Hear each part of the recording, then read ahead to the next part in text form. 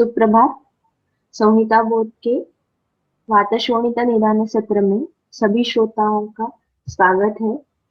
अर्श निदान से लेके आज तक हमने तकरीबन निदान स्थान का 50% पार्ट निदान और चिकित्सा इस क्रम के साथ कवर किया है। पिछले कुछ सत्रों में हमने वातव्याधि निदान और वातव्याधि चिकित्सा इनका डिस्कशन किया। आज अभी हम वातरक्त निदान वातशोणित निदान इसके इस अध्याय की तरफ आगे बढ़ रहे हैं। सो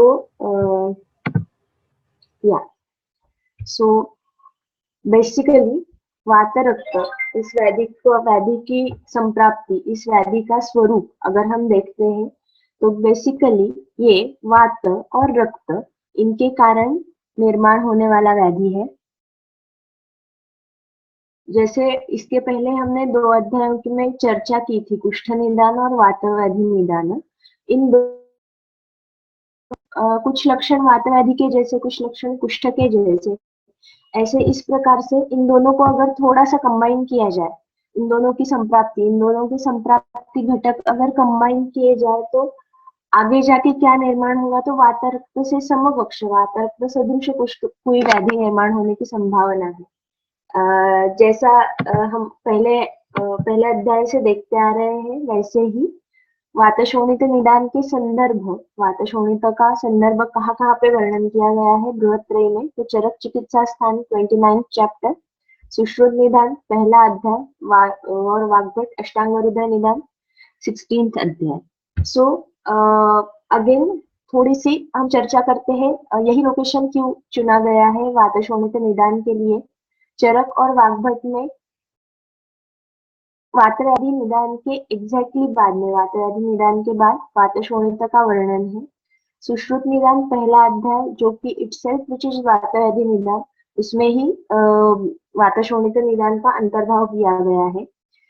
चरकाचार्य और वाग्भट जी ने अलग सा अध्याय वर्णन करने की जरूरत क्यों समझी, तो उसका कारण बताया गया है। एक तो बहुवक्तव्यत्वात्, जो वातव्याधि वर्णन किए गए हैं उनसे भी उन्हीं के अध्याय में इसे ऑक्यूपाई किया जाए, उन्हीं के अध्याय में इसे भी एक ग्रुप में डाला जाए, इतना ये छोटी ये बात नहीं है। इसके बारे में बोलने जैसा बहुत कुछ है। बहुवक्तव्यत्वात्, बहुत कुछ बोलना है, इसलिए उसी अध्याय में इसे शामिल ना करते हुए इसका अलग अध्याय, अलग इसको वेटेज दिया गया है, अलग महत्व दिया गया है, ये अधिकरण थोड़ा सा अलग रखा गया है। इसके साथ साथ ही अगर हम मधुकोश टीका का थोड़ा सा विवरण देखते हैं कि यह अध्याय अलग क्यों रखा गया है, अलग क्यों बताया गया है, तो विशिष्ट दोष दूष्य ख्यापनार्थ, वातव्याधि में भी ऑफकोर्स वात ये तो प्रधान दोष है ही, दूषों का भी आख्यापन किया गया है, लेकिन वातशोणित के बारे में अगर हम चर्चा करते हैं तो अन्य वातव्याधियों से विशेष इसके दोष और दूष्य इनके बारे में चर्चा करने की जरूरत है। इसलिए विशिष्ट दोष दूष्य ख्यापनार्थ ये अलग है। वन मोर, विशिष्ट संप्राप्ति कथनार्थ, इसकी जो संप्राप्ति है अन्य वातव्याधियों से थोड़ी सी अलग है, विशेष है उसके कथन के लिए। एंड द लास्ट वन, विशिष्ट क्रिया विशेष ख्यापनार्थ। ये जो सारी निदान की बातें चल रही है, ये किस लिए चल रही है, चिकित्सा के लिए चल रही है। तो इसकी जो चिकित्सा है, वातशोणित की जो चिकित्सा है, ये भी अन्य वातव्याधियों से थोड़ी सी विशेष है, थोड़ी सी अलग है। तो अगर आगे जाके चिकित्सा आपको अलग बतानी है, अलग सी चर्चा करनी है, तो उसकी जो प्री कंडीशन है व्याधि का निदान, उसकी भी विशेष रूप से, अलग रूप से चर्चा की गई है। अगेन लेट्स मूव टू व्याधि स्वरूप। अगर हम चरक संहिता से वातरक्त चिकित्सा अध्याय पढ़ते हैं, पहले वातरक्त निदान का वर्णन किया गया है, उसमें वहां पे चक्रपाणी जी ने बोला है इस व्याधि का स्वरूप कैसा है, तो इस व्याधि का जो स्वरूप है वो आग्नेय प्लस वायव्य है, अग्नि मारुत तुल्य, ऐसे बोला गया है। क्यों? वायु और रक्त इनका संसर्ग होने की वजह से। अग्नि और मारुत यानी कि अगर हम बाहर देखते हैं तो अग्नि और वायु अगर एक दूसरे के साथ आ जाते हैं, एक दूसरे से वो क्या बोलते हैं कॉम्बिनेशन हो जाता है, तो बहुत सारा डिस्ट्रक्शन होने की संभावना होती है, उसी प्रकार से ये जो व्याधि है वातरक्त, ये कैसा है? ये शीघ्रकारी है प्लस दुर्निवार है। ठीक करने में, क्रिया करने में, चिकित्सा करने में कष्ट कष्ट देता है, प्लस ये शीघ्रकारी है। जैसे अगर अग्नि है और उसे थोड़ी सी हवा की जोड दी जाए, मराठी त्याला वणवा जसं म्हणतात की अग्नि को अगर थोड़ी सी हवा हवा उसे थोड़ी सी फैलाती है तो किस प्रकार से अग्नि झट से फैल जाती है, उसी प्रकार से ये जो व्याधि है ये शीघ्रकारी है, ये झट से होने वाला है।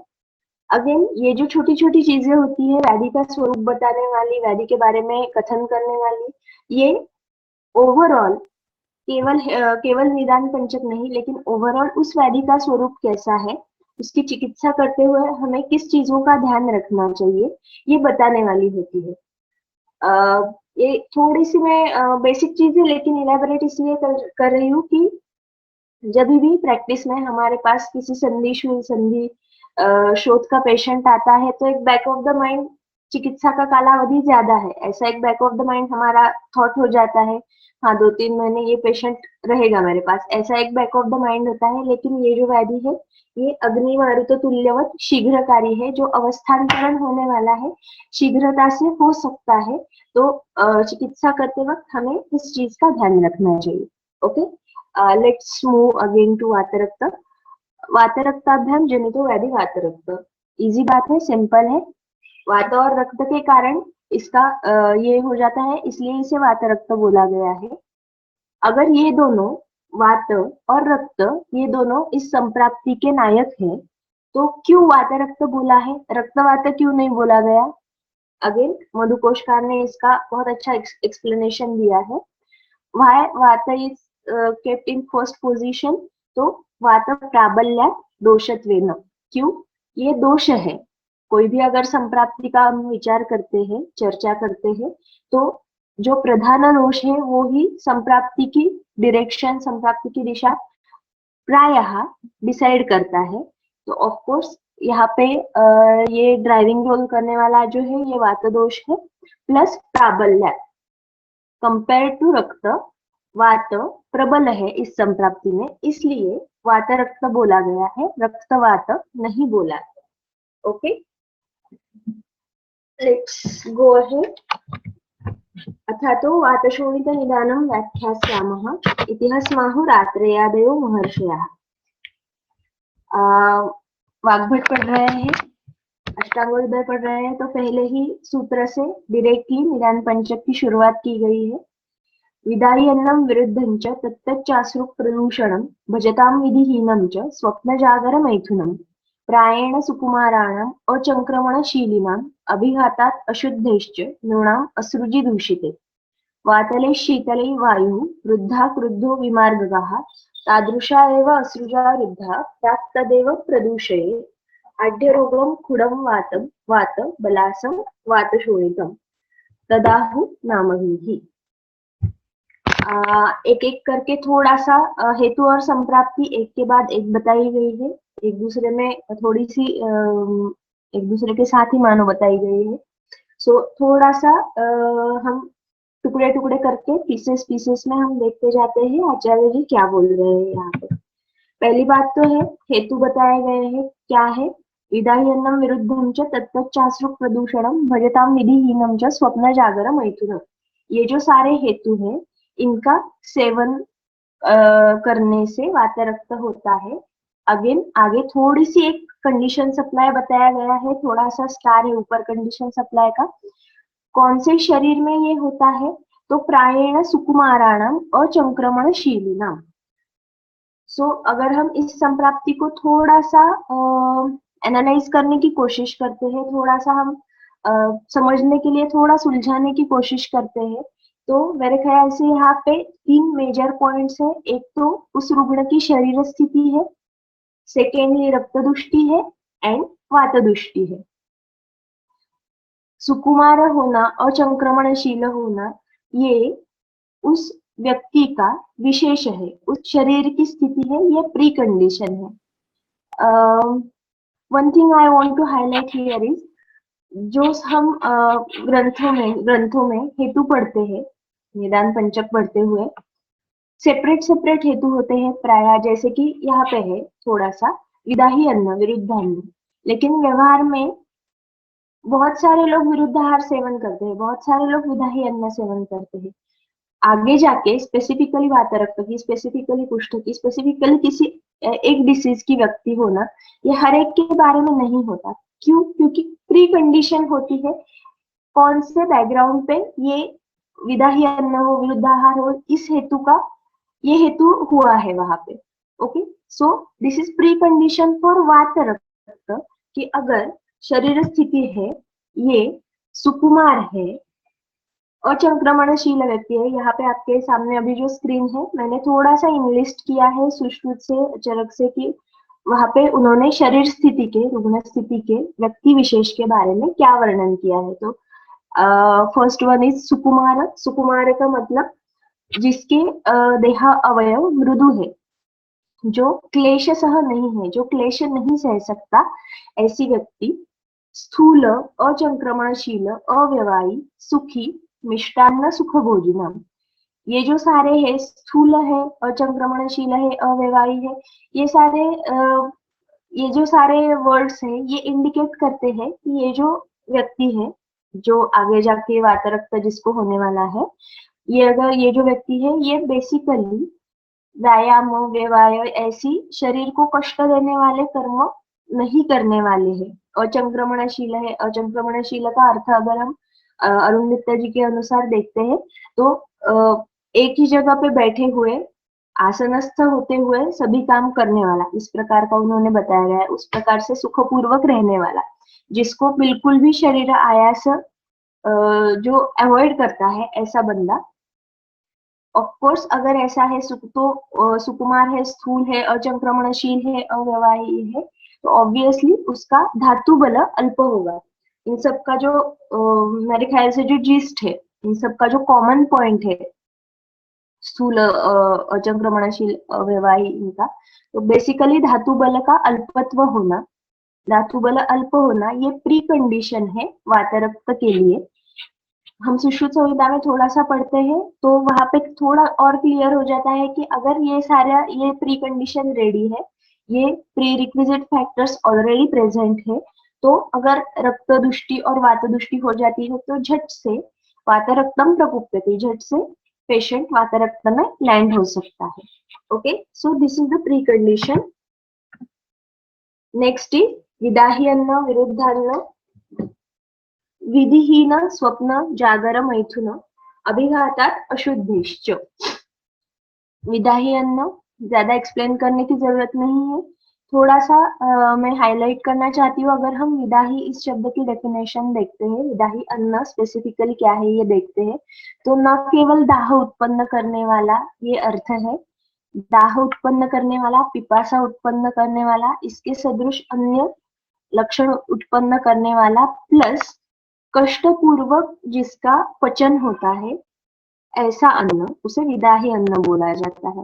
सो कृच्छ्रेण पचती, ये थोड़ा सा हमारे नजर से थोड़ा सा मिस हो जाता है, सो इसलिए ये बात हाईलाइट की। इस प्रकार का अन्न सेवन करना, विरुद्ध अन्न सेवन करना ऑब्वियस है, फेमस है, इसके बारे में ज्यादा डिस्कस करने की जरूरत नहीं है। अगर हम रक्त दुष्टि के हेतु देखते हैं, त्रिदोष प्रकोप के हेतु देखते हैं, वहां पे भी विरुद्ध अन्न का उल्लेख किया गया है। अगेन यहाँ पे जो विरुद्ध अन्न है, ये खाली जो हम व्यवहार में सबसे पहले पूछते हैं, फल और दूध एक करके आप खाते हो क्या, एक्सेट्रा, इतना ही विरुद्ध यहाँ पे अपेक्षित नहीं है। जो विरुद्ध है, जो चरकाचार्य जी ने विरुद्ध के बहुत सारे भेद बताए गए हैं, संयोग विरुद्ध है, मात्रा विरुद्ध है, इस प्रकार से उन सारे भेदों को सामने रखते हुए, सारे भेदों को ध्यान में रखते हुए ये विरुद्धान्न ये टर्म है। तो ऑफ कोर्स हम जब केस टेकिंग करते हैं, पेशेंट को पूछते हैं, तो हमें थोड़ी सी हमारी ही विरुद्धाहार की संकल्पना ब्रॉड करने की जरूरत होती है। ये सारे जो टाइप्स बताए गए हैं, ये हम केस टेकिंग में पेशेंट को पूछते हुए इनकॉर्पोरेट करते हैं, नहीं करते हैं, ये बात हमें थोड़ी सी सोचनी चाहिए। उस प्रकार से हमने थोड़े से हमारा क्वेश्चनियर फॉर्म करना चाहिए। नेक्स्ट वन इज विधिहीन स्वप्न जागर, केवल रात्रौ जागरण, केवल दिवास्वाप, केवल भुक्त्वा दिवास्वाप ये हेतु नहीं है। विधिहीन, विधिम त्यक्त्वा, विधि का जो विधि बताया गया है, जहाँ पे त्रयोपस्तंभ बताए गए हैं अष्टांग हृदय सूत्र स्थान 7वें अध्याय में, वहां पे आहार सेवन, निद्रा, मैथुन इनकी विधि बताई गई है, इनका सेवन कैसे करना है ये बताया गया है। इस विधि का त्याग करते हुए स्वप्न जागरण इसका सेवन करना, ऑब्वियसली हम थोड़ा सोचते हैं तो क्या होता है, रात्रौ जागरण ये एक बात उसमें इनकॉर्पोरेट हो जाती है। दिवास्वाप इज अनदर वन, भुक्त्वा दिवास्वाप is something addition to that another one, और सुबह देर से उठना this is also a type of दिवास्वाप। सो ये सारा जो विधिहीन स्वप्न है, विधिहीन जागरण है, ये सब इस टर्म में इंक्लूड हो जाता है। विधिहीन मैथुन, विधिम त्यक्त्वा व्यवहार करना, अभिघातात, अभिघात होने के कारण, ट्रॉमा होने के कारण, आगंतु हेतु है इसके कारण, और अशुद्धे है, अशुद्धे है इसका मतलब है उचित काल में, उचित शोधन काल में शोधन ना करना। अगर सुश्रुत संहिता में थोड़ा सा देखते हैं तो वहां पे स्पेसिफिकली रक्तावसेचन ना करना ये स्पेसिफिक बताया गया है। यहाँ पे अष्टांग हृदय में अशुद्ध है, ये टोटली सारे शोधन कर्मों को आंखों के सामने रख के बताया गया है। इन सब के कारण क्या हो जाता है, प्लस ये सारे हेतु है, ये इस शरीर को वात रक्त की तरफ, जो हमने पहले देखा सुकुमार धातु बल अल्प वाला शरीर, उसकी तरफ लेके जाते हैं। प्लस क्या बोला गया है, विदायन्नम विरुद्धम च तत्तच्च अश्रु प्रदूषण है, इसके साथ साथ अगर रक्तदुष्टि के हेतु, तत्तच्च अश्रु प्रदूषण है, रक्तदुष्टि करने वाले हेतु इनका अगर सेवन हो जाता है, ये जो सारे अभी आपके सामने हेतु है, ये सारे विधिशोणितीय अध्याय से मैंने थोड़े से पॉइंट्स लिए हैं, बहुत सारे हेतु बताए गए हैं, बहुत सारे फूड आइटम्स बताए गए हैं, उन सबको मैंने अभी एनलिस्ट नहीं किया, खाली उनके जो थोड़े से हाईलाइटिंग पॉइंट्स है वही मैंने यहाँ पे एनलिस्ट किए गए हैं। अम्ल प्रधान हेतु है, मद्य है, दधि, अम्ल मसू, सुक्त सौवीरक है, अति लवण क्षार कटु रस का सेवन ये एक हेतु है। भुक्त्वा दिवास्वाप अगेन रक्तदुष्टि का हेतु है, जनरली ये मांसो स्रोतस दुष्टि का हेतु, ये यही हमारे बैक ऑफ द माइंड होता है, लेकिन ये अगेन अलग से रक्तदुष्टि का भी हेतु है। द्रव स्निग्ध गुरुनी अत्यादानम, द्रव स्निग्ध और गुरु पदार्थों का अतिशय सेवन करना, ये अगेन रक्तदुष्टि हेतु है। अति क्रोध, आतप, अनल सेवा, धूप में अग्नि के संपर्क में ज्यादा होने की, ज्यादा टाइम एक्सपोजर धूप और अग्नि से। छर्दी वेग प्रतिघातात, छर्दी वेग है उसका प्रतिघात, उसका छर्दी वेग का धारण करना, अगेन रक्तदुष्टि का हेतु है। ज्यादा इस पे बोलने की जरूरत नहीं है, सबको पता है कि केवल छर्दी वेग का धारण, यही इसमें छर्दी का वेग आ रहा है और बंदा चुप बैठा है, उसको बिल्कुल वेग नहीं निकालना, ऐसी इतना मर्यादित अर्थ नहीं है। छर्दी वेग का प्रतिघात करने के लिए जो भी मेडिसिन लिए जाते हैं, उनके कारण भी जो तत्कालिक वेग का प्रतिघात होता है, मेडिसिन के कारण जो प्रतिघात होता है, केवल वेग प्रतिघात होता है।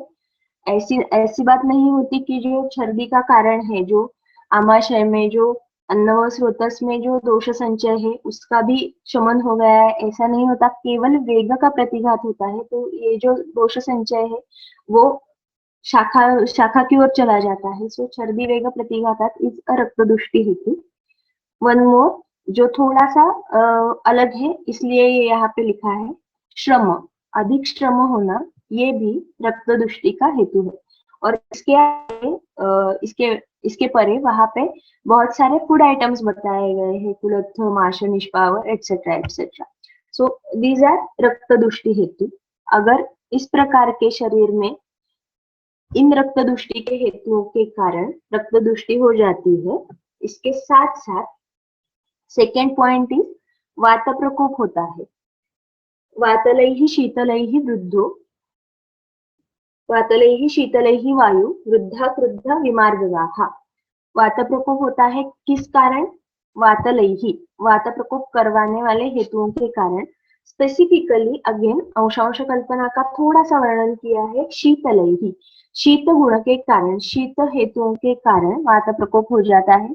ऑब्वियसली जो वात प्रकोप है, अगर शीत गुण से प्रकोप है, शीत गुण से वृद्धि है, तो जो गति है, वायु की गति है, उसे अवरोध, उसे थोड़ी सी थोड़ा ऑब्स्ट्रक्शन शीत गुण से वृद्धि के कारण ऑब्वियस है ऐसा होना।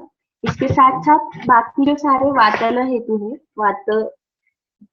वात प्रकोप करवाने वाले हेतु है, अष्टांगोदय निदान स्थान पहले अध्याय से जो यहाँ पे उद्धृत किए गए हैं, तिक्तोषण कषाय अल्प वृक्ष प्रमित भोजन ही, तिक्त उष्ण कषाय अल्प वृक्ष, ये इसके बारे में डिस्कस करने की जरूरत नहीं है, स्पष्ट है।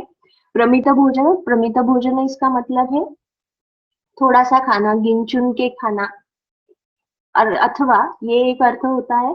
इसके साथ साथ सेकेंड वन इज प्रमित भोजन मीन्स एक रसाभ्यास, किसी भी एक ही रस का अभ्यास करना, एक ही रस के पदार्थों का, फूड आइटम्स का सेवन करना।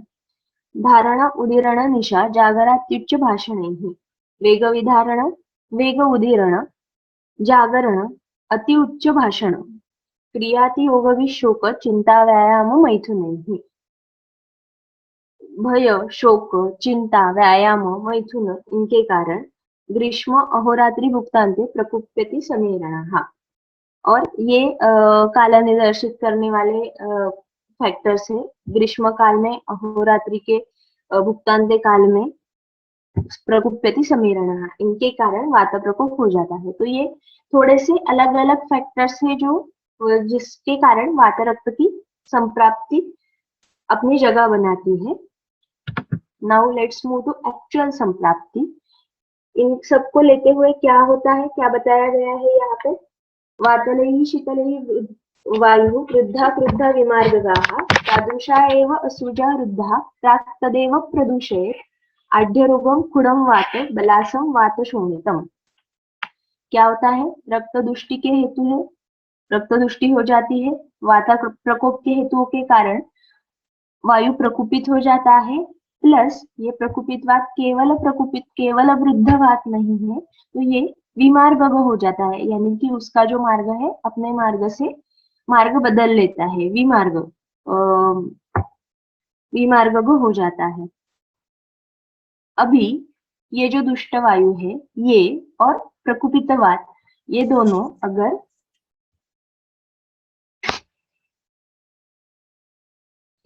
अगर एक ही जगह पे फॉर विजुअलाइजेशन लेट्स सी, ये दोनों अगर एक ही जगह पे मिलते हैं तो क्या होता है? दुष्ट रक्त के कारण वायु के मार्ग को अवरोध हो जाता है, यानी कि वायु को अपने मार्ग से जाना है, उसे अपने मार्ग से कहीं जाना है, और ये जो दुष्ट रक्त है वो उसका मार्ग ऑब्स्ट्रक्ट करता है, अवरुद्ध करता है। ये जो अवरुद्ध वात है, ये क्या करता है? पहले क्या करता है? प्राक तदेव प्रदूषित, यानी कि सबसे पहले वो जो मुझे ऑब्स्ट्रक्ट कर रहा है मैं उसकी ही दुष्टि करूंगा, ऐसे बोल के ये जो ऑब्स्ट्रक्ट करने वाला दुष्ट रक्त है इसकी और दुष्टि करता है। दोनों, एक थोड़ा सा सोचने की बात यहाँ पे ये है कि वायु और रक्त ये दोनों गतिमान है, उनको अपनी गति है, अपने मार्ग से उन्हें जाना है, और इस प्रकार से अगर वो एक दूसरे को ऑब्स्ट्रक्ट करते हैं, एक दूसरे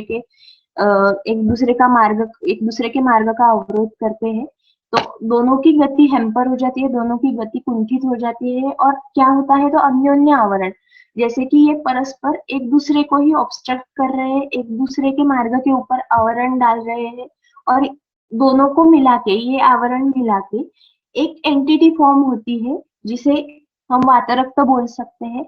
और ये जो अवरुद्ध वात है, ये न केवल रक्त दुष्टि करता है, तो रक्त दुष्टि के बाद उत्तरोत्तर अन्य धातुओं की, मांस, मेद, अस्थि, मज्जा, इनकी भी दुष्टि आगे आगे जाते हुए ये अवरुद्ध वात करता है। थोड़ा सा और एलेबोरेट करने के लिए एक चरक संहिता से एक सूत्र मैंने यहाँ पे उद्धृत किया है। ये सब होने के बाद, ये सब हमारे थोड़े से आंखों के पीछे चल रहा है, हमें क्या दिखाई देता है, हमें क्या विजुअलाइज होता है, तो ये कहाँ पे होता है सब कुछ, इसकी व्यक्ति कहाँ पे होती है, हमें जो दिखने वाला है, पूर्व रूप है वॉटेवर, हमें लक्षण दिखाई देने वाले हैं सबसे पहले, तो ये कहाँ पे दिखाई देने की संभावना ज्यादा है? तत्स्थानम करौ पादौ अंगुल्यः सर्वसंधयः। जनरली वातरक्त के व्यक्ति का स्थान कहाँ पे होता है? तो करौ पादौ अंगुल्यः सर्वसंधयः, केवल अंगुली संधि नहीं लेकिन हस्तपाद के सारे संधि इनका वातरक्त की व्यक्ति का स्थान होते हैं। क्यों? वहां पे ही क्यों?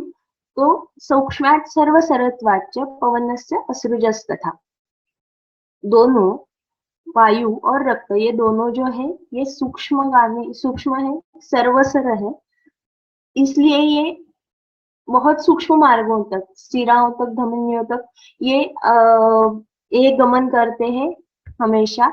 और वहां पे वी डोंट नो एक्चुअली कहाँ पे ये ऑब्स्ट्रक्शन होने वाला है, एक्चुअली कौन सी शिरा में, कौन सी धमनी में ये ऑब्स्ट्रक्शन होने वाला है।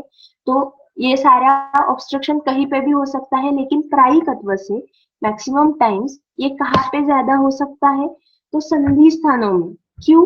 क्योंकि वहां पे वक्रत्व होता है। अगर हम थोड़ा सा हमारे आंखों के सामने पाइपलाइन विजुअलाइज करते हैं तो पाइपलाइन कहाँ पे चोकअप होने की संभावना ज्यादा होती है? जहाँ पे बेंड है, जहाँ पे वक्रत्व है, वहां पे कोई भी पाइपलाइन चोक होने की, संचिति होने की संभावना ज्यादा होती है। वैसे ही यहाँ पे वातरक्त में क्या हो गया है, पहले हमने एक बार चर्चा कर ली है कि वायु और रक्त ये दोनों परस्परों का मार्ग अवरुद्ध करते हुए, परस्परों को आवरण करते हुए उन्होंने एक एंटिटी बना ली है। और ये कहाँ पे जाके पाइपलाइन चोक करने वाली है? तो मैक्सिमम संभावना है संधियों के स्थान पे, संधि स्थानों पे, जॉइंट्स पे। उसमें भी ज्यादा संभावना कहाँ है? तो अंगुली संधि जो होते हैं हस्तपाद के, वहां पे ये होने की संभावना, व्यक्ति होने की संभावना, लक्षणों की व्यक्ति होने की संभावना सबसे ज्यादा है। क्यों? वक्रत्वाद, जो औंस संधि है, कुरपर संधि है, थोड़े एक दूसरे से थोड़े दूर है। उनके कंपैरिजन में अगर हम अंगुली संधि देखते हैं तो सारे संधि एक दूसरे के पास पास होते हैं, नजदीक होते हैं। यहाँ पे ये लक्षण व्यक्त होने की संभावना सबसे ज्यादा है। ओके, वंस अगेन थोड़ा सा संप्राप्ति के जो महत्वपूर्ण पहलू है एनलिस्ट किए हैं। पहले तो अल्प बल देह होना, अल्प धातुओं का धातु अल्प धातु बल देह होना। सेकेंड वन इज वात विमार्ग होना, ये सेकेंड फैक्टर है। दुष्ट रक्त होना, रक्त की दुष्टि है, इनको लेते हुए विमार्गवात, दुष्ट रक्त, इनको लेते हुए वात और रक्त ये परस्परों को आवृत करते हैं, अन्योन्य आवरण हो जाता है। And one more last point is, ये जो सारी संप्राप्ति है ये कहाँ पे होती है? तो ये पूरे शरीर में ये संप्राप्ति चल रही है। अभी जो चर्चा की, अभी जो डिस्कस किया, वो केवल व्यक्ति का स्थान है। व्यक्ति कहाँ पे हो सकती है, कहाँ पे हमें दिखाई दे सकती है, इसके लिए संधियों का वर्णन किया। इसका मतलब ये नहीं है कि ये केवल वातरक्त ये केवल संधिस्थ होने वाला व्याधि है, केवल संधियों के आश्रय से होने वाला व्याधि है, ये बात नहीं है। ये जो संप्राप्ति है कृष्ण देह युक्त है, पूर्ण देह में ये संप्राप्ति चल रही है। आगे जाके हम देखने वाले हैं कि कैसे एक संधि के बाद दूसरी संधि में भी ये वातरक्त के हमें लक्षण दिखाई दे सकते हैं। सो ये सब जो संप्राप्ति है ये कृष्ण देह व्याप्त करने वाली है, पूर्ण देह उसमें ये व्याप्त करती है। इस प्रकार की ये संप्राप्ति है। इफ संप्राप्ति is clear, let's move here. आढ्यरोगम खुड़म वात बलासम वात शोणितम तदाहु नाम भी, पर्यायी नाम बताए गए हैं। जैसे स्वरूप के बारे में मैंने अभी बोला कि ये जो निदान पंचक को छोड़ के ये जो व्याधि का स्वरूप, पर्यायी नाम, ये छोटे छोटे फैक्टर होते हैं, ये अगेन हमें व्याधि का स्वभाव थोड़ा सा और क्लियर करने वाले होते हैं। व्हाई इट इज, जो नीचे की टीका का वाक्य लिया गया है, उद्धृत किया है, वो चक्रपाणी टीका से लिया है। खुड़ क्यों बोला जाता है? तो खुड़ देश प्राप्त्या, खुड़ शब्द है ना संधि ही उच्चते, खुड़ इसका मतलब है संधि स्थान, और वहां पे ये व्याधि व्यक्त होता है, इसलिए इसे खुड़ बोला जाता है। वात शोणित चर्चा हो गई है हमारी इस बात पे। आढ्यानां प्रायो भवति इति आढ्यरोगः। ये जो व्याधि है ये जो आढ्य होते हैं, जो सुख वस्तु होते हैं, सुखी लोग होते हैं, रिच पीपल होते हैं, उनमें ज्यादा पाया जाता है। ऑब्वियस सी बात है, प्रैक्टिकल बात है थोड़ी। अगर आद्य है तो ऑब्वियसली उनका संक्रमण, व्यायाम, ये जो सारे देह धातु बल वर्धन करने वाले कर्म है, ये लोग करते हैं, ये संभावना कम होती है। प्राय ये सुखकारक आहार विहार सेवन करने वाले और अल्प धातु वाले होते हैं, तो इन लोगों को ये व्याधि होने की संभावना ज्यादा होती है। सो दिस इज आद्य रोग। नेक्स्ट मूव है, आगे बोला गया है तच्च पादौ प्रधावती विशेषात यानयानाद्यैः प्रलम्बौ। विशेष हेतु बताया गया है। अष्टांग हृदय निदान स्थान पढ़ रहे हैं, ये बात बहुत बार रिपीट हो चुकी है अब तक, फिर भी एक बार अष्टांग हृदय निदान स्थान में पहले अध्याय में जो सारे दोष हेतु बताए गए हैं और आप ये पढ़ के आए हो, ऐसा बैक ऑफ द माइंड रखते हुए आगे के जो सारे ज्वर से लेके वातरक्त तक सारे व्याधि है, उनके व्याधि हेतु ही खाली उस अध्याय में बताए गए हैं। जैसे चरक संहिता में है कि सारे हर एक निदान में, हर एक निदान पंचक का वर्णन करते हुए दोष हेतु, व्याधि हेतु, उभय हेतु, इनका हर एक निदान पंचक में वर्णन है। उस प्रकार से यहाँ पे रचना नहीं है वाग्भट निदान स्थान की। हमने अभी तक जो देखे वो व्याधि हेतु थे, उसके साथ साथ एक विशेष हेतु यहाँ पे बताया गया है। तच्च पूर्वम पादौ प्रधावती विशेषात यानयानाद्यै प्रलम्बौ। कहाँ पे होता है ये वातरक्त? पूर्वम पादौ प्रधावती, पादों की तरफ, दोनों पाओं की तरफ ये वातरक्त की संप्राप्ति पहले प्रधावती, वहां पे जाता है, वहां पे रक्त होने की संभावना ज्यादा होती है। अगेन कंडीशन सप्लाई, विशेषाद यानयानाद्यै प्रलम्बो। किस कंडीशन में? यानायान करते हुए, वाहन से इधर से उधर जाते हुए, प्रवास करते हुए, प्रलम्बो, अगर पाव ऐसे रखे जाते हैं कि उन्हें नीचे कुछ सपोर्ट नहीं है, मराठीत ज्याला लटकते पाय असं म्हणतात, उस प्रकार से अगर पाव रखे जाते हैं तो वातरक्त होने की संभावना ज्यादा होती है। ये वातरक्त का एक विशेष हेतु है। Why it is so? Again मधुकोष्टिका में थोड़ा सा वर्णन किया है। हस्त्यादिगमनम वातवृद्धौ विशेषेण रक्तस्य द्रवस्य अधोगमने अपि हेतु। हस्त्यादिगमनम, इसका मतलब है यानायान, वाहन से एक प्रवास करना, जर्नी करना, एक जगह से दूसरी जगह जाना, ये वातवृद्धि का हेतु है ही। इसके साथ साथ रक्तस्य द्रवस्य अधोगमने अपि हेतु, जो रक्त है उसके अधोगमन का, शरीर के अधोदिशा की तरफ जाने का भी ये हेतु है। इसके कारण अगर इस प्रकार के हेतु का सेवन होता है, प्रलंब पाद अगर रखे जाते हैं प्रवास करते हुए, यानायान करते हुए, तो पाद प्रदेश में वातरक्त की व्यक्ति होने की संभावना ज्यादा हो जाती है। सो दिस इज वन विशेष हेतु। Let's move ahead. Next is पूर्व रूप। पूर्व रूप कौन से है? तस्य लक्षणं भविष्यताः कुष्ठसमं तथा सादश्लथांगता जानुजंघोरुकट्यंस हस्तपादांगसन्धिषु कण्डुस्फुरणनिस्तोद भेदगौरवसुप्तताः भूत्वा भूत्वा प्रणश्यन्ति मुहुराविर्भवन्ति च। पूर्व रूप कैसे बताए गए हैं? तो जैसे पहले ही चर्चा की, ये जो व्याधि है वात शोणित, ये वात व्याधि और कुष्ठ, इन दोनों के बीच वाला व्याधि है। थोड़े थोड़े कैरेक्टरिस्टिक दोनों से इसमें आए हैं, ऐसा व्याधि है। कुष्ठ समम, इसके जो पूर्व रूप है ये कुष्ठ समा है। कुष्ठ के पूर्व रूप जैसे है उसके समान वात शोणित के पूर्व रूप है। नीचे आप जो बॉक्स देख रहे हैं उसमें कुष्ठ के पूर्व रूप मैंने थोड़े से रिवाइज करने के लिए यहाँ पे उद्धृत किए हैं। दाहकंडु त्वचि स्वाप तोद कोठोन्नति श्रमः व्रणानाम् अधिकं शूलं शीघ्रोत्पत्ति चिरस्थितिः रूढानामपि रुक्षत्वं निमित्ते अल्पेपि कोपनं रोमहर्षो असृजः काष्ण कुष्ठ लक्षणम अग्रजम। कुष्ठ निदान की चर्चा करते हुए इनकी चर्चा की गई है, सो ये अगेन एक्सप्लेन करने की जरूरत नहीं है। ये सारे पूर्व रूप वात शोणित के भी होते हैं, वात शोणित में भी ये पूर्व रूप दिखाई देते हैं। तथा साद श्लथांगता, साद अंगसाद, अंगावसाद पेशेंट को महसूस होता है।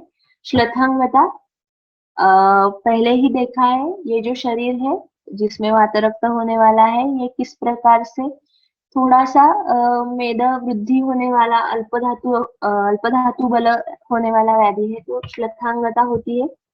जानू जंघोरु कट्यौस हस्तपादांग संधिषु कंडू स्फुरण निस्तोद भेद गौरव सुप्तताः। कंडू स्फुरण निस्तोद भेद गौरव और सुप्ति, ये सारे लक्षण दिखाई देते हैं। कहाँ पे दिखाई देते हैं? तो इन सारी संधियों में दिखाई देते हैं। अगेन पूर्व रूप से लेके यहाँ पे केवल छोटे संधि जो है, जो अंगुली संधि है, उनकी इन्वॉल्वमेंट नहीं है। जानु संधि, कटी संधि, ये जो सारे संधि है, ये जो सारे अवयव है, इनकी भी इन्वॉल्वमेंट पूर्व रूप से ही दिखाई देती है। इन सब जगहों पे, इन सब अवयवों में, इन सब संधि स्थानों में कंडू होता है, स्फुरण होता है, निस्तोद होता है, भेद होता है। अगेन ये जो सारे लक्षण है, ये त्वक दृष्टि, रक्त दृष्टि इंडिकेट करने वाले भी है, जैसे कि पुष्ठ में वर्णन किया गया है।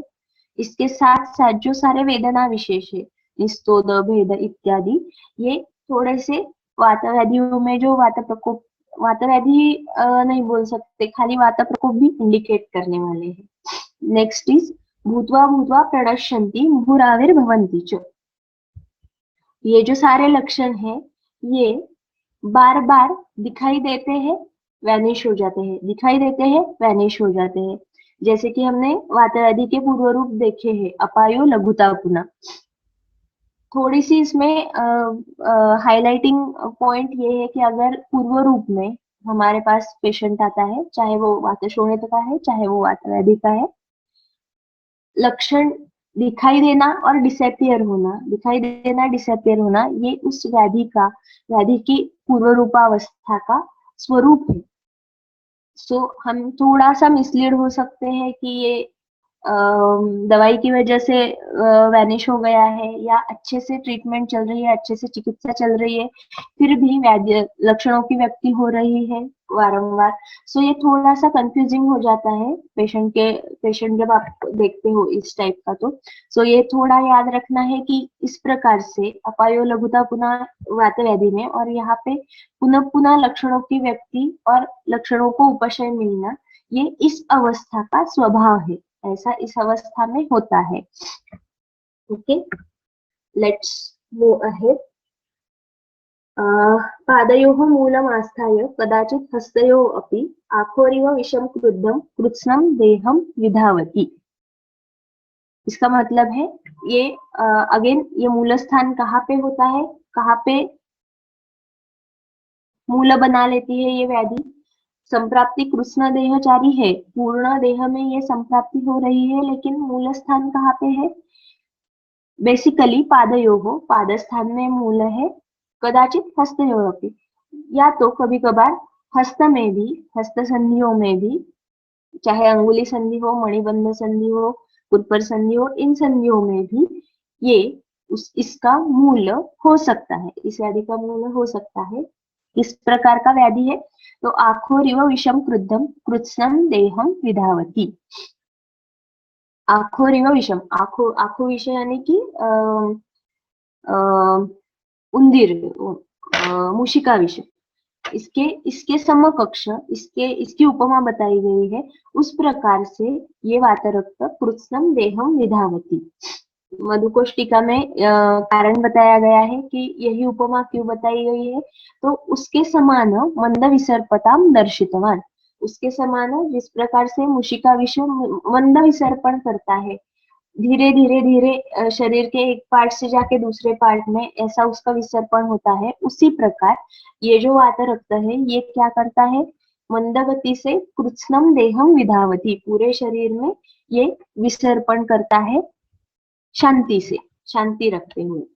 अगर हम अष्टांग हृदय में जाके देखते हैं, कल्पस्थान में, सॉरी कल्पस्थान में, उत्तर स्थान में अगर हम जाके देखते हैं, तो आखु विषय का वर्णन कैसे किया गया है? तो व्यवायी है, व्यवायी आखु विषम कृच्छ्रम भूयो भूयोश्च कुप्यति। अभी हमने पूर्व रूप पढ़े हैं, भूत्वा भूत्वा प्रणश्यन्ति करके है, यहाँ पे वैसे ही है भूयो भूयोश्च कुप्यति।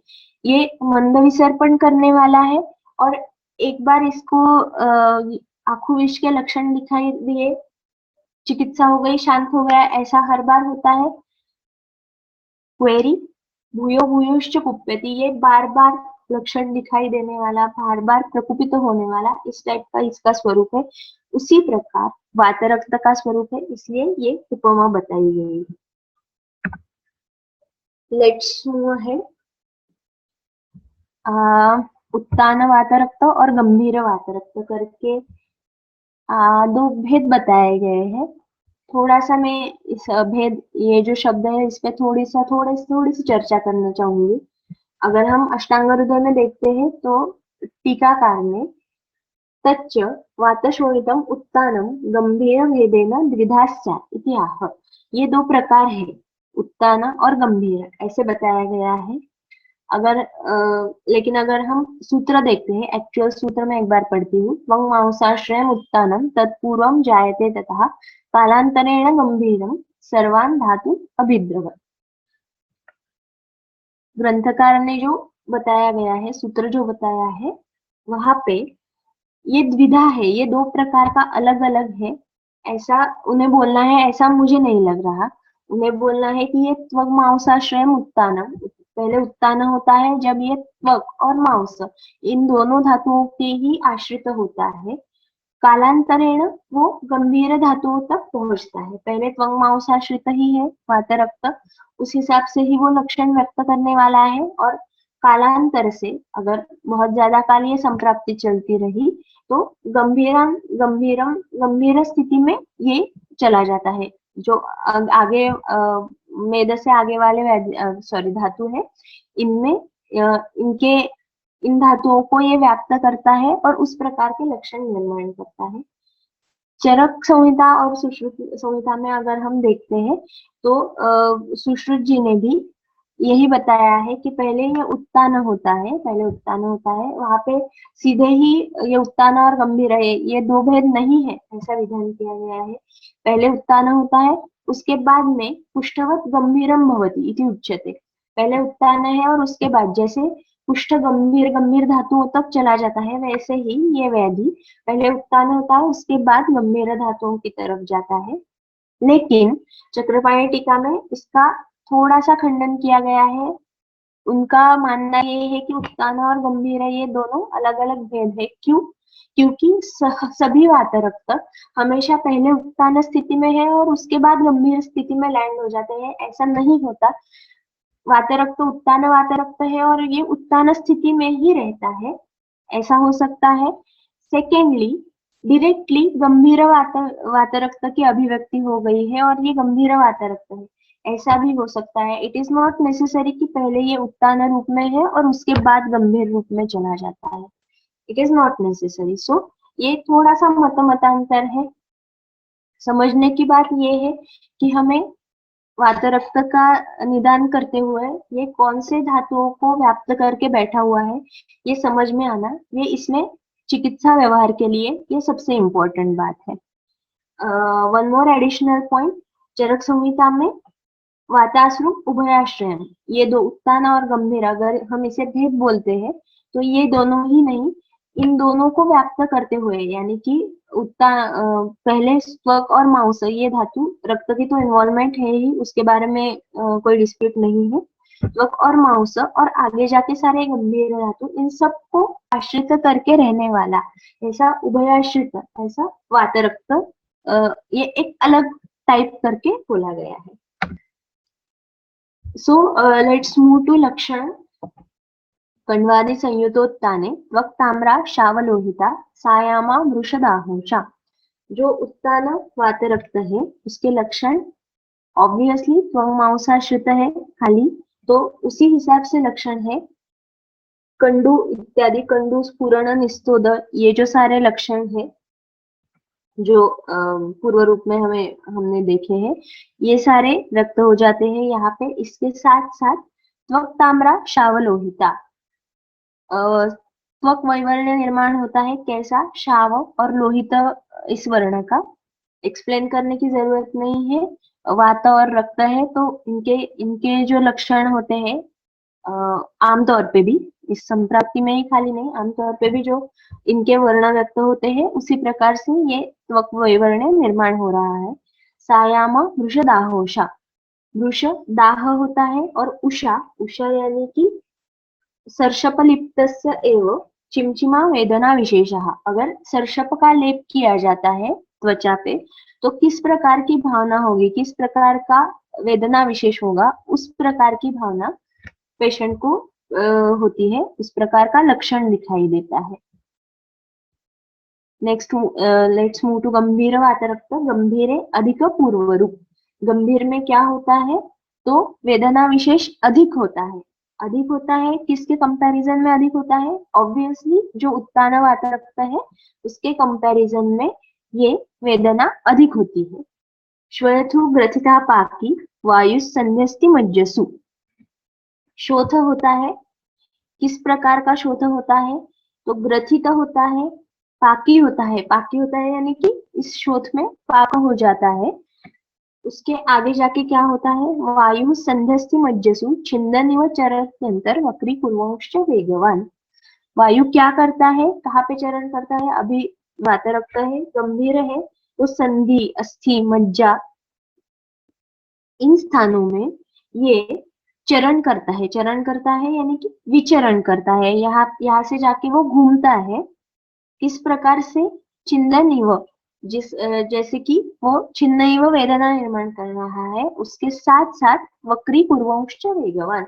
वेगवान इसका मतलब बलवान है, वेगवान इसका मतलब स्पीडी नहीं, ये जो बलवान वायु है ये क्या कर रहा है, तो इन सभी स्थानों में विचरण कर रहा है, इसके साथ साथ इन स्थानों का वक्रीकरण कर रहा है, इनको वक्र कर रहा है, इनको इनका जो शेप है वो वक्र कर रहा है, संधि स्थानों का, अस्थि का शेप वक्र कर रहा है।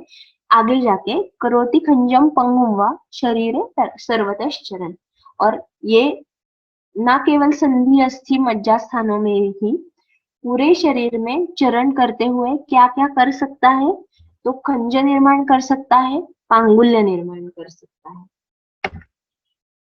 Okay, if it is clear let's move ahead. आगे स्पेसिफिक यानी कि दोषों के अधिक्य के हिसाब से भेद बताए गए हैं वातरक्त के। वाताधिक, पित्ताधिक, रक्ताधिक, कफाधिक, इस प्रकार के भेद बताए गए हैं। पहला वाताधिक वातरक्त। वातेरिकेधिकं तत्र शूलस्फुरणतोदनं शोफस्य रौक्षकृष्णत्व शावता वृद्धिहानयः धमन्यङ्गुलिसन्धीनां संकोचो अंगग्रहो अतिरुक् शीतद्वेषौ अनुपशयो स्तंभ वेपथु सुप्तयाः।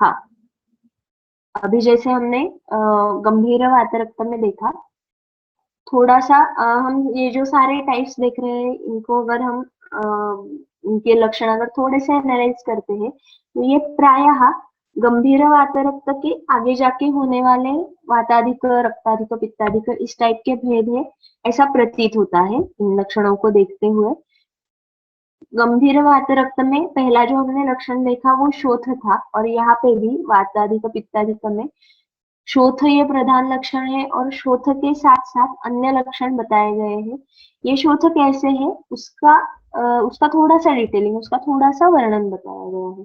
सो इसमें क्या होता है, इस भेद में शूलस्फुरण तोदनम शोफस्य रौक्ष कृष्णत्व शावता वृद्धिहानयाः। शूल होता है, स्फुरण होता है, तोदवत वेदना है। रौक्ष जो शोफ है वो कैसा है, किस प्रकार का है, तो रुक्ष है, कृष्ण है, कृष्णत्व है, शावता है, उस प्रकार का वैवर्ण है, कृष्ण शाव वैवर्ण है, और वृद्धि हानया, वृद्धि हो जाती है, हानि होती है। ये स्वभावतः होता है, वाताधिक भेद है, तो वृद्धि हानि होना, आगमापगम होना, लक्षणों में उतार चढ़ाव होना, ये बात ऑब्वियस है, ये उसका स्वभाव है। धमन्यंगुली संधि नाम संकोचो अंगग्रहो अतिरुक।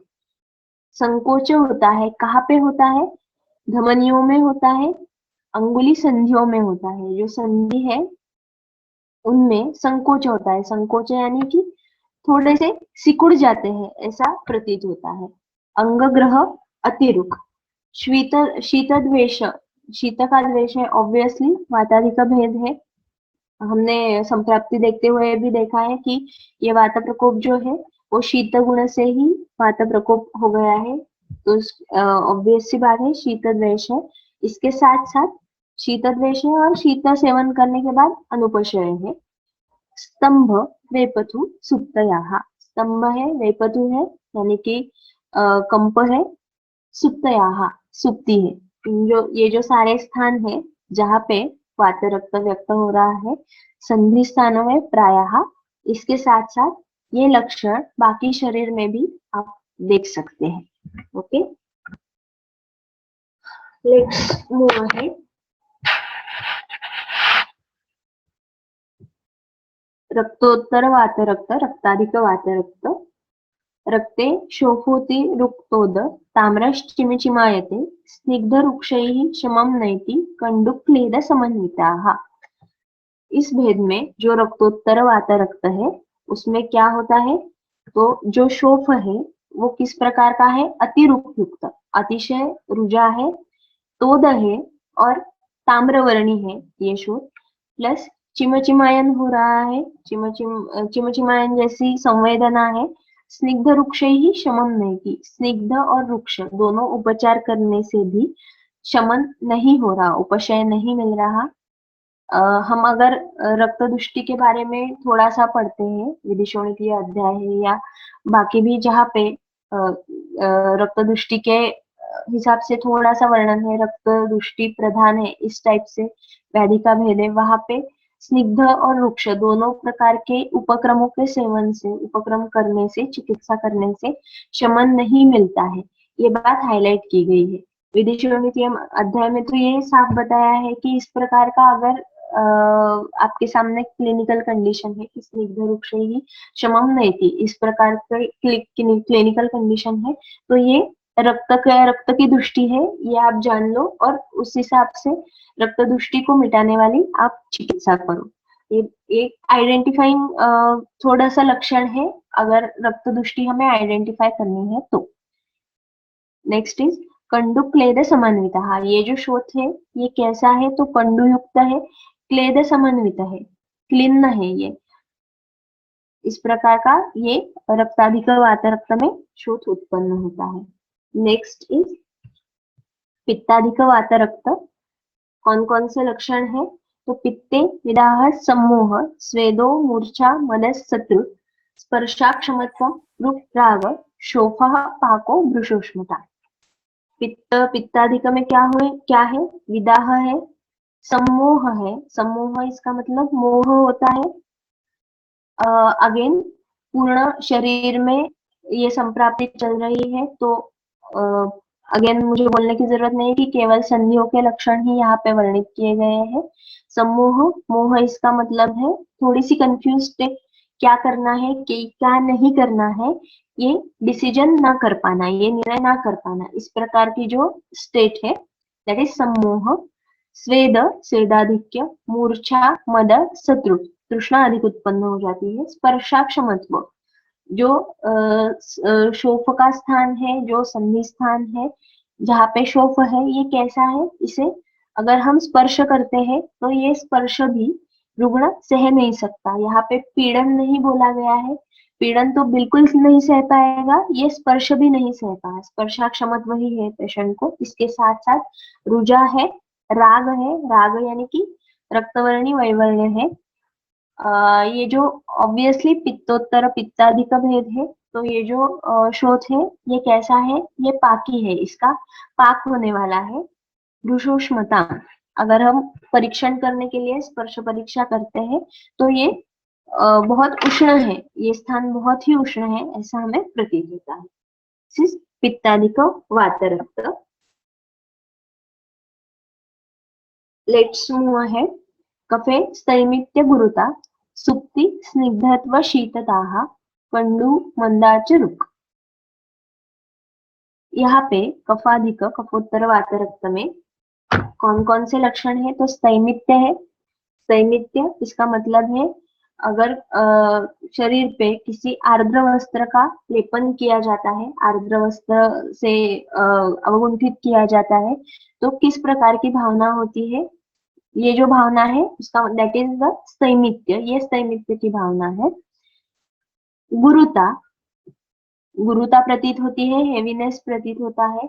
सुप्ति, अगेन सुप्ति है, बाधिर्य है, बाधिर्य इसका मतलब है वहां पे सुप्ति प्रतीत होती है पेशेंट को, स्पर्श का ज्ञान ठीक से नहीं हो पाता है।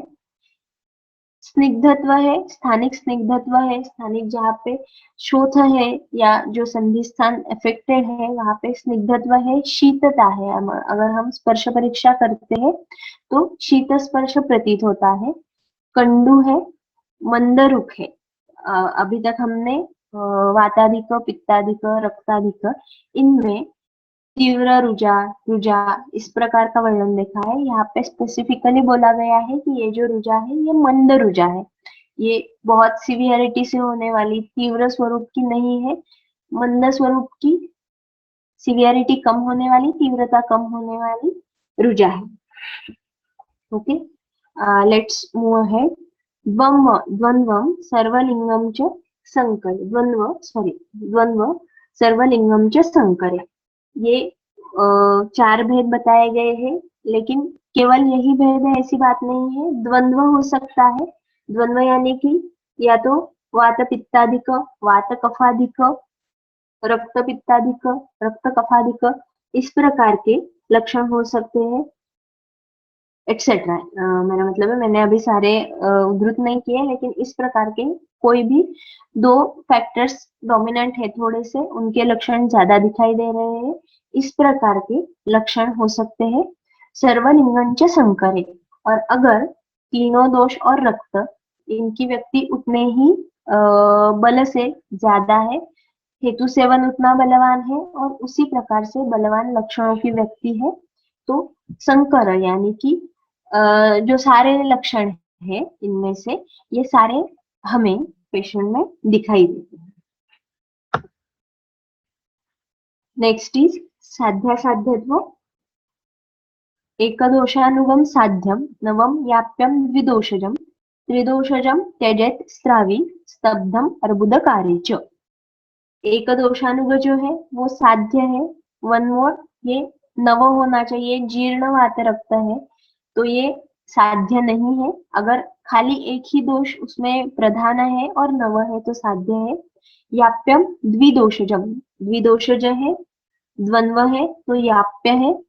त्रिदोषजम त्यजेत स्रावी स्तब्धम अर्बुदकारी च, अगर त्रिदोषज है तो उसके साथ साथ अगर स्राव उत्पन्न हो गए हैं वात रक्त में, स्तब्ध है और वहां पे अर्बुद उत्पन्न हो गए हैं, अगर ऐसी कंडीशन है तो दैट इज त्यजेत, ऐसे बोला गया है, असाध्य कंडीशन। थोड़ा सा अगर हम सुश्रुत संहिता में, चरक संहिता में साध्य साध्यत्व के बारे में थोड़ा सा देखते हैं तो जो अलग लक्षण बताए गए हैं वो मैंने थोड़े से यहाँ पे उद्धृत करने की कोशिश की है। सुश्रुत संहिता में बोला गया है आजानु स्फुटितम यच्च प्रभिन्नम प्रसृतम च यत् उपद्रवैश्च यज्जुष्टम प्राणमांसक्षयादिभिः वातरक्तम असाध्यम स्यात् व्याप्तम संवत्सरोत्थितम। याप्य कब बोला गया है? काल मर्यादा स्पेसिफाई की गई है, संवत्सरोत्थित अगर है, अगर एक साल से पुराना है तो दैट इज याप्य। और असाध्य कौन सा है? तो आजानु स्फुटितम।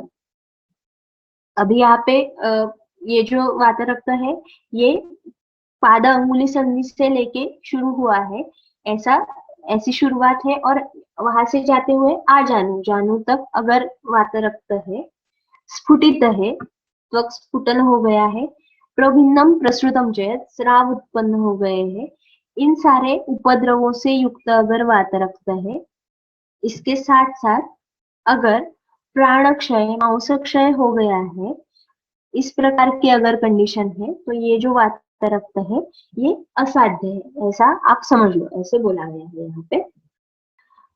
व्यवहार में भी हम ऐसा देख सकते हैं, इस प्रकार के पेशेंट देख सकते हैं, और इस प्रकार का अगर रुग्ण है और हमारा निदान भी वातरक्त है तो दैट इज असाध्य। इसके चरक संहिता में जो साध्यासाध्यत्व बताया गया है वो उपद्रवों के उपस्थित होने और ना होने के कंडीशन पे बताया गया है। पहले उन्होंने जो उपद्रव हो सकते हैं वातरक्त के वो एनलिस्ट किए हैं। क्या है? अस्वप्न, अरोचक, श्वास, मांसकोथ शिरोग्रह, सम्मूर्छा, मद रूप तृष्णा, ज्वर मोह प्रवेपकाः, हिक्कापांगुल्य विसर्प, पाकतोद भ्रमक्लमाः, अंगुली वक्रता स्फोट, दाह मर्म ग्रहार्बुदाः। ये जो सारे उपद्रव है, ये अगर उपद्रव प्रेजेंट है, एतैः उपद्रवैः वर्जम, ये सारे अगर उपद्रव युक्त वातरक्त है तो इसे ये वर्ज्य है, ये असाध्य है। उसमें मैंने थोड़े से जो और लगते हैं ये थोड़े मैंने हाईलाइट करने की कोशिश की है। अस्वप्न, पेशेंट को बिल्कुल नींद नहीं आ रही, अगर ऐसी कंडीशन है तो ये उपद्रव युक्त अगर वातरक्त है तो दैट इज असाध्य।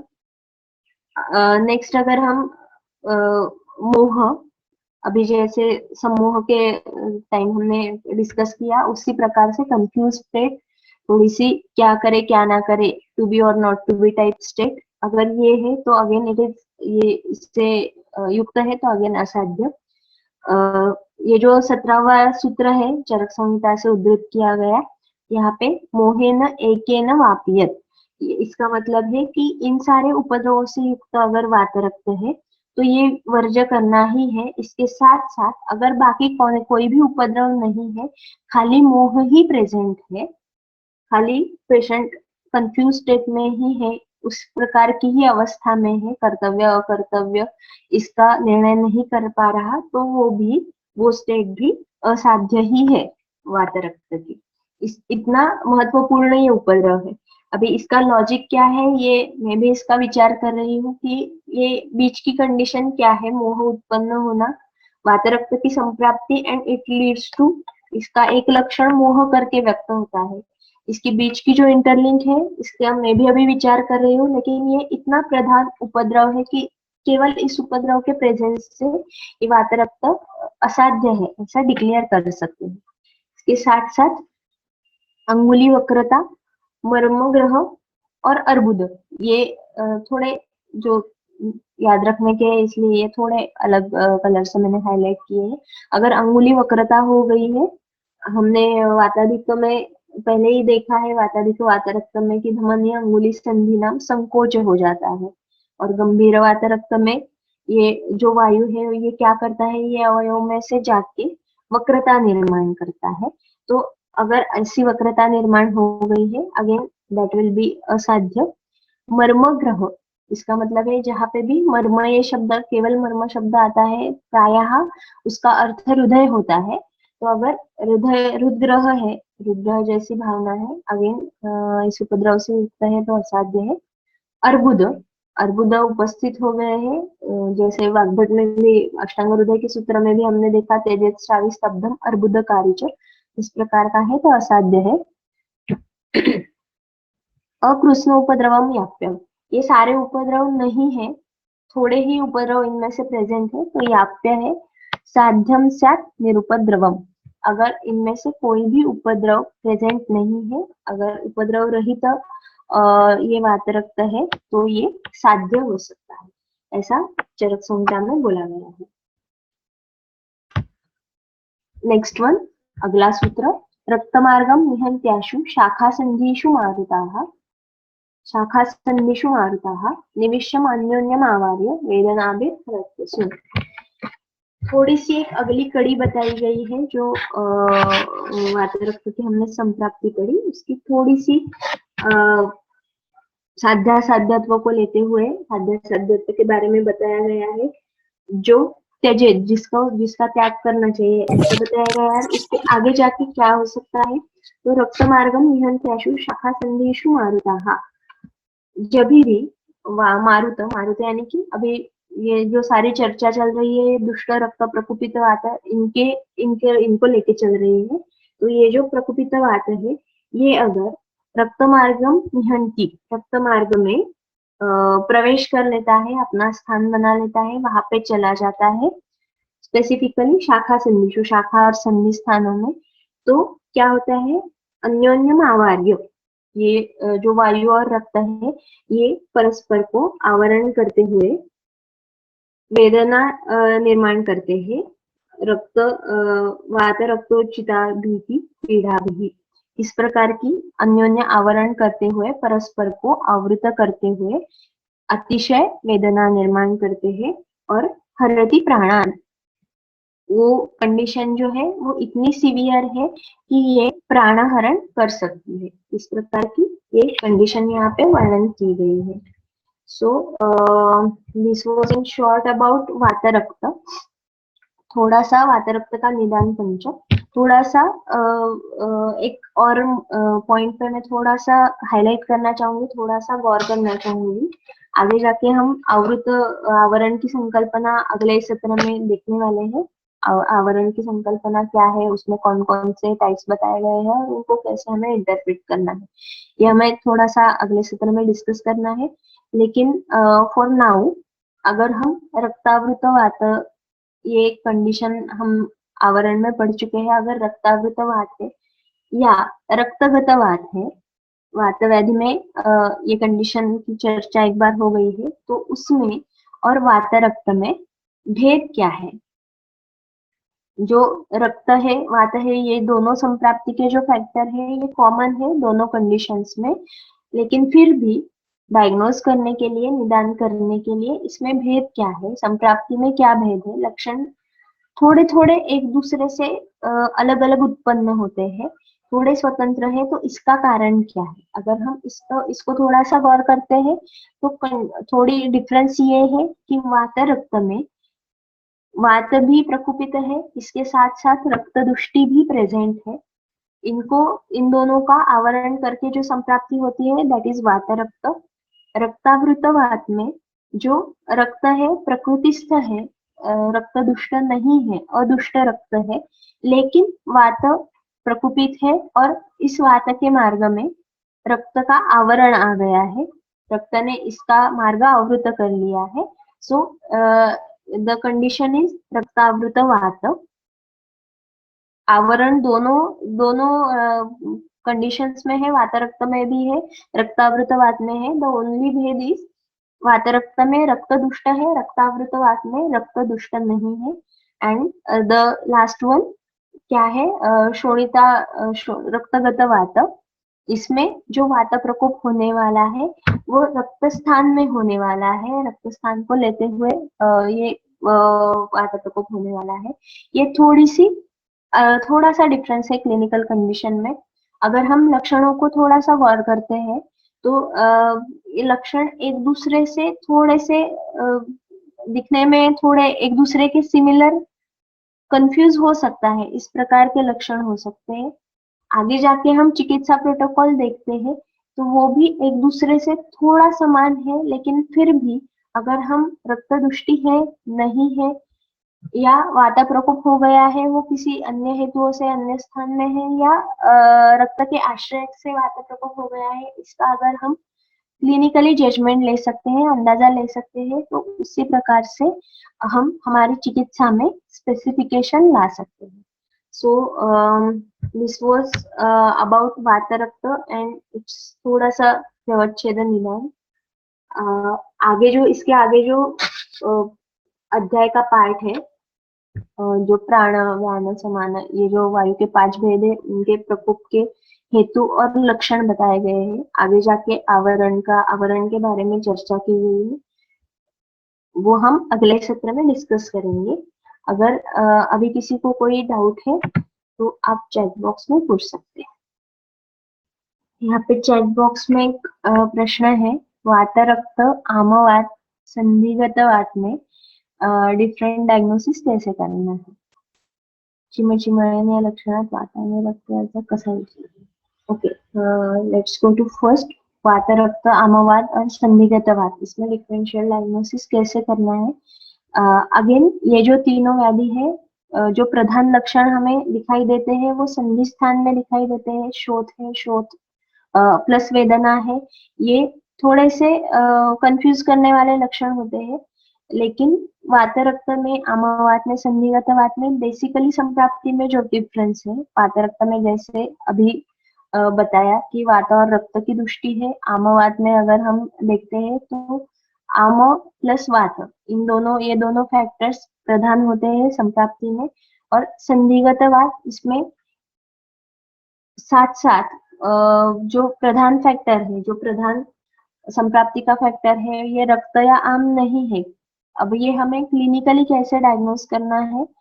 अगर लक्षण हमें सारे कंफ्यूजिंग दिखाई देते हैं, एक दूसरे के समान दिखाई देते हैं, तो ऑब्वियसली हमें केवल लक्षण देखते हुए डायग्नोज नहीं करना है, केवल लक्षणों को लेते हुए डायग्नोज नहीं करना है। जो बाकी निदान पंचक के फैक्टर है, जैसे कि हमें हेतुओं की परीक्षा करनी है, पूर्व रूप कौन से उत्पन्न हो गए हैं ये परीक्षा करनी है, उपशय अनुपशय कौन कौन सी चीजों से उपशय मिल रहा है, अनुपशय मिल रहा है, इस प्रकार का हमें डायग्नोस करते हुए इस प्रकार का हमें विचार करना है। सो अगर हम हेतुओं की तरफ देखते हैं तो संधिगत वात में आपको आम की निर्मिति करने वाले या रक्त दुष्टि करने वाले हेतु दिखाई देने की संभावना कम है। वात रक्त में आपको आम निर्माण करने वाले हेतु दिखाई देने की संभावना कम है। अगेन हम जब डायग्नोस करते हैं क्लिनिकली तो व्हाट इज आवर टास्क, जो हेतु पेशेंट बता रहा है केस स्टडी करते हुए और जो लक्षण हमें दिखाई दे रहे हैं उसके बीच जो है, उसके बीच की जो संप्राप्ति है वो हमें तर्क के साथ, वो हमें लॉजिकली थोड़ी सी डिफाइन करने की हम कोशिश करते हैं डायग्नोस करते हुए। तो अगर आप जो हेतु है वो आप ठीक से पेशेंट को पूछ सकते हो, अंदाजा लगा सकते हो कि क्या हो गया है इन हेतुओं के सेवन के बाद, और इसके कारण अभी जो लक्षण मेरे सामने आ गए हैं ये प्रेजेंट हो गए हैं, तो आप इनमें डायग्नोस कर सकते हो। आप खाली लक्षणों को आंखों के सामने रखते हुए डायग्नोसिस करने की कोशिश करोगे तो दैट विल बी डिफिकल्ट। इसलिए हमने ये जो बाकी सारे टूल्स है, निदान पंचक जो बताया गया है, उसका कारण यही है कि हम केवल लक्षणों को देखते हुए डायग्नोसिस करने की कोशिश ना करें। चिमचिमायन या लक्षणात वात आणि रक्त याचा विचार कसा करावा? चिमचिमायन हे फक्त वाताने आहे की फक्त रक्ताने? ओके, की दोन्हींमुळे? बर, ओके, असं विचारायचं। ओके, अगर हम सेपरेटली चिमचिमायन इस लक्षण का विचार करते हैं, अभी इस व्याधि को थोड़ा सा परे रखते हुए, तो रक्तदुष्टि में भी ये लक्षण हमें दिखाई देता है और वात प्रकोप में भी, वात वृद्धि में भी ये लक्षण दिखाई देता है। सो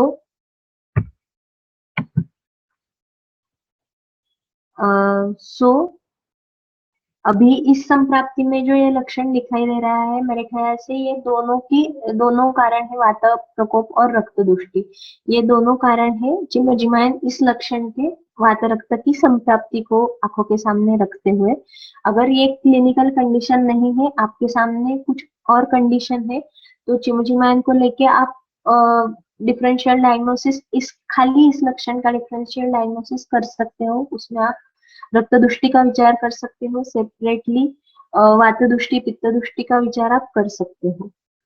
जॉइंट से कट साउंड आना और पेन होना, शोथ होना कौन सी व्याधि में होगा और क्या मैनेजमेंट कर सकते हैं? मैनेजमेंट की जब बात आती है, चिकित्सा की बात आती है, तो पहली बात ये है कि आपका निदान क्या है। आपका अगर निदान कंफर्म हो गया है, जो भी है, नॉट ओनली रिलेटेड टू संधिस्थ व्याधि, कोई भी व्याधि का आपका जो निदान हो गया है उस हिसाब से आप मैनेजमेंट कर सकते हैं, no issues about that. Joint से कट साउंड आना और पेन होना, शोथ होना, ये कौन सी व्याधि में होगा? ओके, आगे भी उन्होंने एक प्रश्न पूछा है, let's address this first one. Joint से अगर कट साउंड आता है, पेन होता है और शोथ आता है, अगेन ये लक्षण आपको दिखाई दे रहे हैं, ये अगर केवल वात प्राधान्य आपको दिखाई दे रहा है पेशेंट की केस लेते हुए, इस लक्षणों को लेते हुए, शोथ है, कटकट आवाज है, पेन है, तो आप थोड़ा सा संदिग्ध वात की तरफ जा सकते हो। लेकिन उसके साथ साथ आप अगर एक डायग्नोस करते हो संधियों के हिसाब से, तो आपको बैक ऑफ द माइंड बाकी जो कंडीशंस है, इस सिमिलर कंडीशंस है, उनको भी आपको रूल आउट करना जरूरी है। अगर दूसरी कोई कंडीशन नहीं है तो आप संधिगत बात करके डायग्नोस कर सकते हो।